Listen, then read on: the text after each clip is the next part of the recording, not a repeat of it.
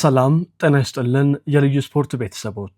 ሰሞኑን የኢትዮጵያ ሕዝብ ተወካዮች ምክር ቤት የጤና ማህበራዊ ልማት ባህልና ስፖርት ጉዳዮች ቋሚ ኮሚቴ እንደ አዲስ በተዘጋጀው የፌዴራል ስፖርት አስተዳደርና ልማት ረቂቅ አዋጅ ዙሪያ ከሚመለከታቸው ባለድርሻ አካላት ጋር ህዝባዊ የውይይት መድረክ ማካሄዱ ይታወሳል። ይህን ግዙፍ ሀገራዊ ረቂቅ አዋጅ በተመለከተ የልዩ ስፖርትን ኤዲቶሪያል አቋም እንደሚከተለው እናቀርባለን።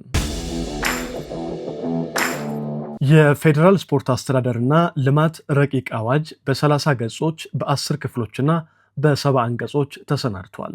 አዋጁ በሚኒስትሮች ምክር ቤትና በሚኒስቴር መስሪያ ቤቱ የሚወጡ ተጨማሪ የማስፈጸሚያ ደንቦችና መመሪያዎች ሲካተቱበት ይበልጥ የተደራጀና አሁን ላይ ግልጽ ያልሆኑ ነገሮችን የበለጠ የሚያጠራ እንደሚሆን ተስፋ እናደርጋለን። የረቂቅ አዋጁን አጠቃላይ መንፈስ ለመረዳት ስንሞክር ማንኛችንም አዲስ አሰራር ወይም ህግ ሲወጣ እንደሚኖረን ተስፋ ሁሉ ስጋት እንዲሁም ቁጭት ውል ብለውብናል። ረቂቅ አዋጁን በተመለከተ መስመር በመስመር ባይሆንም ጠቅለል አድርገን የተሰማንን ሀሳብ እንደሚከተለው ለማቅረብ እንሞክራለን። በዚህ በእያንዳንዱ ቅጽበት ነገሮች በፍጥነት በሚለዋወጡበት ዓለም ከአንድ ትውልድ ዕድሜ በላይ ሳይሻሻል የቆየው የኢትዮጵያ ስፖርት ፖሊሲን እንደሚያጠናክር የሚጠበቀውን ይህንን አዋጅ ከረፈደም ቢሆን የሚያዘጋጅ አመራር በመምጣቱና ወደ ተግባር በመግባቱ የህዝብን የሰነበተ የስፖርት የመልካም አስተዳደር ጥያቄዎችን ለመመለስ በመሞከሩ ዘርፉ በመንግስት በኩል ተገቢው ትኩረት እየተሰጠው መሆኑን በሚያሳይ መልኩ በጠቅላይ ሚኒስትሩ የሚመራ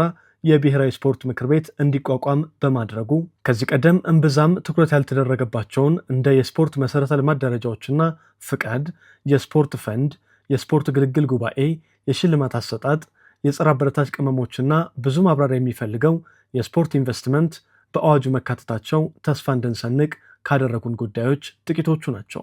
መንግስትን ይህን አዋጅ ለማውጣት ያስገደዱት በስፖርት ውስጥ የተንሰራፉትና ህዝብን ለከፍተኛ ምሬት የዳረጉት ስልጣንን በአግባቡ አለመጠቀም፣ ከህግ ውጭ ኃላፊነት ላይ መክረም፣ ሙስና፣ ሌብነት፣ ከህግና አሰራር በላይ መሆን፣ የህግና የህሊና ተጠያቂነት ማጣት፣ የስፖርታዊ ጨዋነት መጓደል፣ የህዝብን ሀብት ማባከን፣ ውጤት ማጣት፣ ብሔራዊ ስሜት መጥፋትና ሌሎችም ምክንያቶች እንደሆኑ እንረዳለን።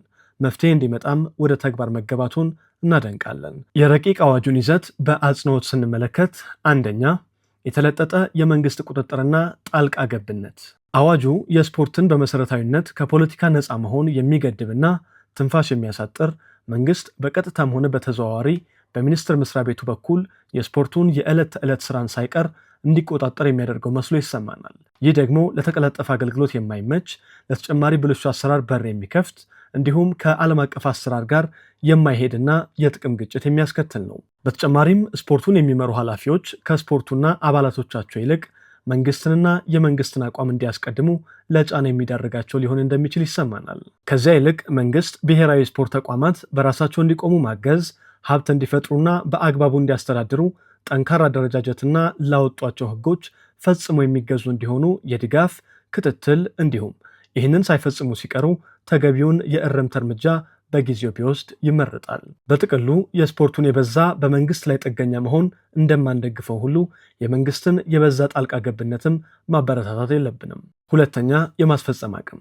የባህልና ስፖርት ሚኒስቴር በዚህ አዋጅ አስፈጽማቸዋለሁ ያላቸውን ተግባራት በሙሉ የሚተገብር ከሆነ ከአዋጁ መጽደቅ አስቀድሞ ወይንም እኩል የራሱን ተቋማዊ ሪፎርም ማድረግ እንደሚያስፈልገው ይሰማናል። ነገር ግን ተቋሙ አሁን ባለው የአሰራር ስርዓትና የሰው ኃይል ይህንን አዋጅ ለመተግበር የሚሞክር ከሆነ የተፈጻሚነቱ ሁኔታ ላይ ስጋት አለን። ለአዋጁ መውጣት ከላይ የጠቃቀስናቸው ምክንያቶች እንዳሉ ሆነው በዋናነት ግን ባለፉት ዓመታት በብሔራዊ ፌዴሬሽኖች አመራር ላይ ከሁለት አስርት ዓመታት በላይ ይህ ነው የሚባል ውጤት ሳይኖራቸው ከተቋም ወደ ተቋም ከህግና ህሊና ተጠያቂነት ውጪ በብዙ ክሶች ታጅበው የዘለቁ የስፖርቱ አመራሮች መንግስት በስርዓት አስከብራለሁ ስም ጓዙን ጠቅልሎ ወደ ነፃው የስፖርት አስተዳደር ዓለም እንዲገባ ምክንያት መሆናቸው የማይካድ ሀቅ ነው። ይህንን እንድንል ያስገድደን በዚህ ረቂቅ አዋጅ ላይ ብዙ እንደሚተገበሩ የተገለጹ ስራዎች፣ ወደፊት በሚወጡ ደንቦችና መመሪያዎች ዝርዝር አፈጻጸም እንደሚወጣላቸው ሲገለጽ፣ ህግ የጣሱና ማባቢያ ሰጥተው የተመረጡ